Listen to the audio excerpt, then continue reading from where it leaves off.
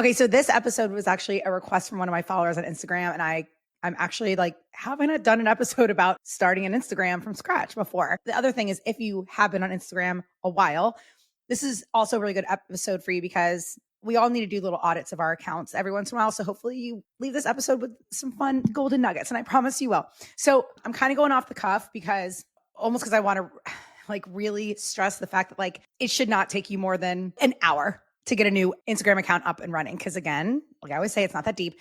I mean, it is deep because we're selling things, we're building brands. Yes, of course. But this is not a website. This is not a sales page, right? So what I want you to do first, very first and foremost, is go through Instagram right now. And this is actually good for you if you've had an Instagram account for years. I want you to find like 3 to 5 of your favorite creators or accounts that you follow. And I don't mean just like funny meme accounts. I mean accounts that like you've actually maybe clicked the link to buy their Amazon outfit. You've bought their course. You've bought a house with them. Again, these are people that you probably wouldn't have without Instagram. So I want you to think about like some of your favorite people, companies you found that you've bought, right? Because I always say like, I hired my bookkeeper from Instagram. I found my hairstylist on Instagram, got a business partner from engaging on Instagram, engaging with hashtags. Shout out to Emily. So I want you to do that first. I want you to make a list, or even if you just want to do it in your mind, if you're type B like me and you're like, I don't want to do all that, just think about it. And I want to ask yourself, if you told a friend to follow this account, why would you tell them to? In your words, right? So I doubt anyone saying, oh my God, you got to follow this realtor because they put pictures of houses up. I mean, unless they're like epic, insane houses, like a Chris Loves Julia account or whatever. That's probably not what you're saying. You're probably saying they share the best places to eat around your area. They share the coolest updates. They know everything about this area. If you're moving here, you got to follow them. You got to know, they will tell you everywhere to go and everything to do and all the events. Maybe they're like, their dog is the star of all their videos or something like that, right? Or they just post really funny, comical house tours. That's why you follow a realtor typically, right? It's not just because they sell houses. I can assure you that. Also, think of a graphic designer. You probably don't share a graphic designer because they create websites or create whatever. It's because they share really cool brand inspo. They share the latest and greatest Canva things, or they take you through the journey of how to create and you're like, I want to be one too. And they're showing you how to do it. So I really want you to think about that. Okay, for instance, here, Diet Coke, right? Diet Coke's Instagram is, of course, I love Diet Coke. I've loved Diet Coke since I was teenager. Even if you like Diet Coke, you're not going to follow their Instagram just because you like Diet Coke. Typically, maybe you're just that much of a fanatic. Then yeah, you're probably going to follow them because their content's funny. It makes you feel seen. It's fun content to share with your other Diet Coke friends, right? Or maybe you do follow boutiques and really all they do share is the clothes, but maybe they have really good deals that you can only get on Instagram. There's reasons you're following an Instagram account. So I want you to ask yourself, why are people going to want to follow you? And you might even want to lean on someone that you trust that will be brutally honest. Like for me, it's my husband or my mentor, Sarah. Like they'll tell me like, So really ask, why is it that people want to follow you? That's the first place to start. The other place is, why do they want to buy from you? So you need to answer those two things, because what I always say all the time is messaging before social. Before you post anything, before you create a bio, before anything, you need to know why people buy from you and why they're going to want to follow you. And also a lot of it comes to, what is it you want to share? Because I don't want you sharing content that isn't going to be fun. The content you share needs to be rooted in your life for most of you, because if it isn't, it's not going to get posted. I can promise you that. The tips I share, the reason it's so easy for me to post is because it's stuff that either just came up in a coaching call, something that someone just asked me, or I'm repurposing something, or it's something I'm super stoked to talk about. I don't share every Instagram update because you guys don't need to know every Instagram update. I only share one because I'm excited to share it. Do you know what I'm saying? So, and a lot of the Diet Cokes of the world, the American Eagle accounts, the Taco Bell accounts, all those big brands, a lot of what they're posting, and actually a really good example, if you sell a product, go look at Scrub Daddy. They basically, anytime there is a fun pop culture trend on TikTok or Instagram, they run with it. Run with it. So that's why people follow Scrub Daddy, because their social media is funny, right? They don't follow it because they need a new sponge. They can go to the store and get it. With that said, think about it. Are you going to be creating lots of funny content? More so storytelling? What is it? You can do all of it, by the way. You guys know that, the 4 H's. I mix all 4 in almost every week on my account. But at the end of the day, the reason I know people follow me isn't just for my Instagram tips. It's because I share tips from a place that isn't going to burn you out. And I share a lot of my life. So even people who aren't growing on Instagram, I hear from people all the time, and I think it's so funny. They're like, I don't even need your tips. I just like following your content about XYZ, or looking at your stories. So I know why people like to follow me. It's because I've asked. So once you get going, you can do that. But for now, before you start posting, you got to really get in touch with, and it's self-awareness at the end of the day. But again, you can ask ChatGPT, why would someone want to follow a plumber? Why would someone want to follow a cat rescue, right? It's like, ask yourself that, and then you can that helps you understand what to put in your bio and what content to post. Okay. So next, after you've done that research and you know, again, why people buy from you, like I always say, you're not buying perfume, you're buying a scent that when you walk by, people ask what you're wearing, right? For me, when we built our beach house, I didn't build a beach house. I built a place that makes me feel like my child. I'm in my childhood again. It makes me feel like me. When I'm there, I feel 1,000% Shannon. It takes me back to childhood. And I get to now also have a place to have my friends and family. So what are the feelings and the desires underneath just, oh, they want a candle.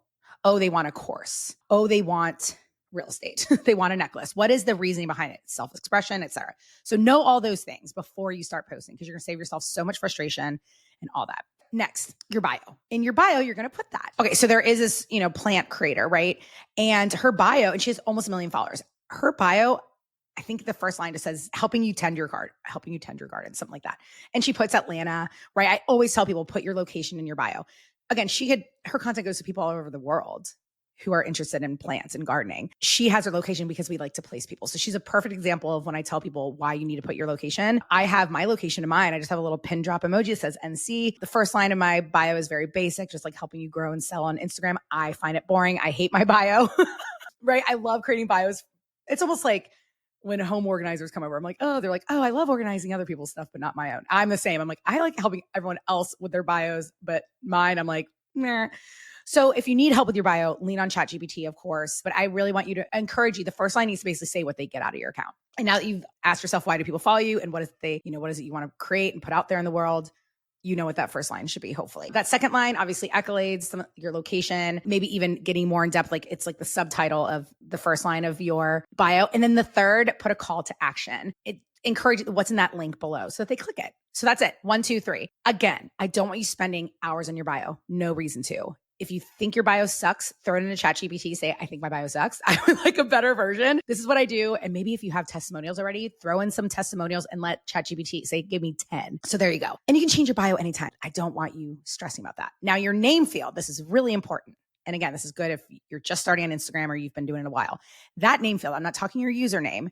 Your username should obviously be something that's easy to get found too, but that name field, Instagram's SEO is getting better and better every day. That name field needs to say what they would search in Google. So mine says my name because I am verified and you have to have your first, last name in that name field. Then I have a little bracket line and I put Instagram, social strategist, whatever is in there. I can't remember. I change it sometimes. If you're a realtor, it needs to have the city state. So let's say your username is John Smith Realty. The name field needs to be, I guess, John Smith, and then say real estate agent or realtor if you're in Raleigh, the Triangle, or Cary Real Estate, right? Get really specific. They're not looking up Sacramento's #1 realtor. They're probably just looking up Sacramento real estate. So that's what you need to put. In the bio, you can say #1 or voted this or 20 or whatever, okay? So that name field is so, so, so important. Put key words. Now, what you think's cute, what they're searching. So there you go. Now you've got your bio.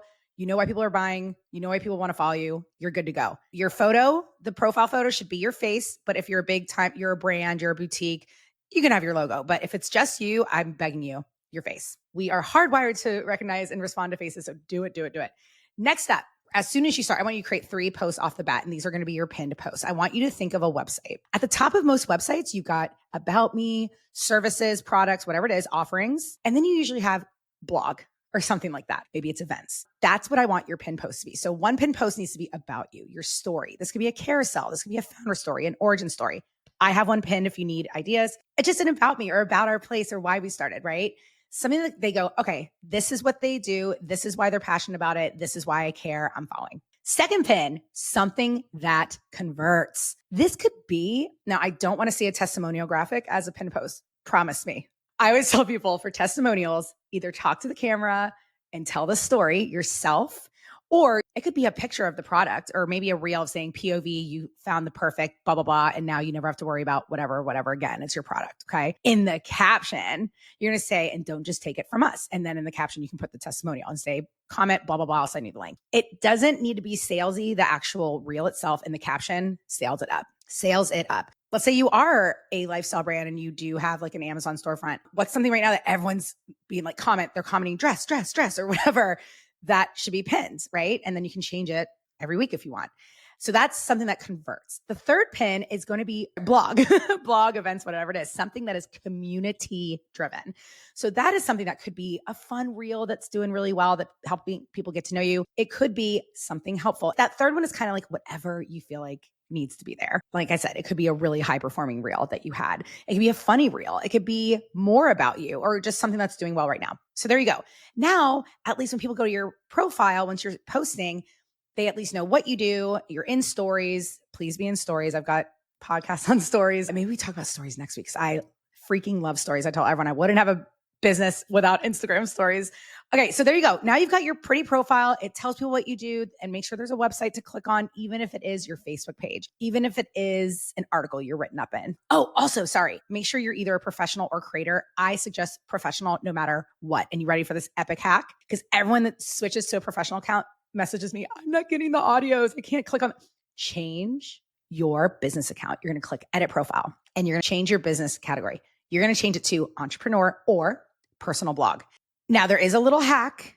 Google Instagram's guidelines, but I have never been able to find something that I could get in trouble for it. I'm sure maybe larger brands could, but I'm going to encourage you to do the professional account, at least professional or creator. If you do the professional account and you still want the music, like if you're a real estate agent, you're fine. I'm sure there's some sort of rules, but every rule I've looked at from Instagram says it's okay as long as you're not using the audios as like a way to, like, it's not the main portion of the reel. It's like, obviously you're using the audio as a background, not like the content itself. And you can't run ads with any sort of licensed music, obviously.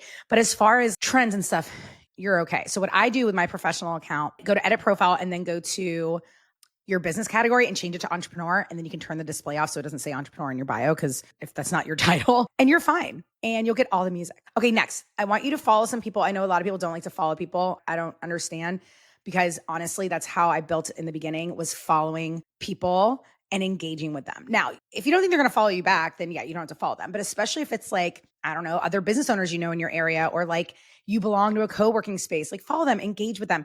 I tell everyone, when you're first starting to grow, get as social as you can. That shows Instagram that you're involved and that you're being social and you're trying to build a community. So think of businesses that your people are following and engage with those posts, and follow a few accounts that align with your brand or that you enjoy following and you know will likely follow you back. Those are just a few little extra things I would do. But other than that, once you've got those three things up, and yeah, throw them right up back to back. There's no rules. That way they're there. And now you can kind of start following the 4H method and posting. Aim for 3 to 4 times a week.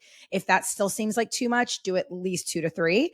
And then if you want to do every day, you can. So anyway, this was a longer episode, but I just want to make sure this is a great way to audit your account. Make sure that your profile is optimized. But like I said, do not hold back and be like, I have nothing to say. At least get those 3 up. And then ideally, I would love for you to, spend the next 6 days doing a post so that you have 9 posts up, so that they see, oh, wow, like they're pretty consistent. They're new and and follow the 4 H's. And even if you don't want to do all 4, do at least 2 to 3 so that you mix up your content, and keep thinking about those accounts that you love to follow.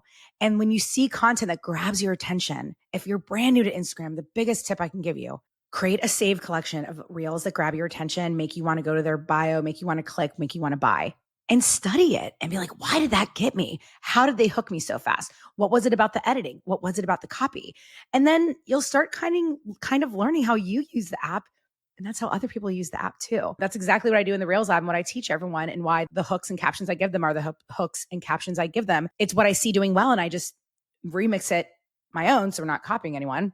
And then I go, here, delivered. Here you go. That's what I would do. Make sure your profile is optimized to the fullest with keywords. And even in your bio, you want to sprinkle in keywords. And like I said, the very last thing, which is probably the most powerful thing of all, is just get social, because you will start commenting on posts and they'll click on your comment to go to your page and see who you are. It happens all the time. I've gotten people follow me from random comments I've left on posts about Diet Coke or silly, funny things I'll comment on. People will like it. And then sometimes it becomes a top comment and people follow me. It's crazy. So trust me, do not think of Instagram as this big, scary thing. Think of it as a community. You're building your village. And it's just like think of it as a brick and mortar, like I always say. And I know I didn't talk stories a lot, but we're going to talk about that next week. But definitely, especially when you're first starting your account, make sure your stories are active so that if people are curious, they go.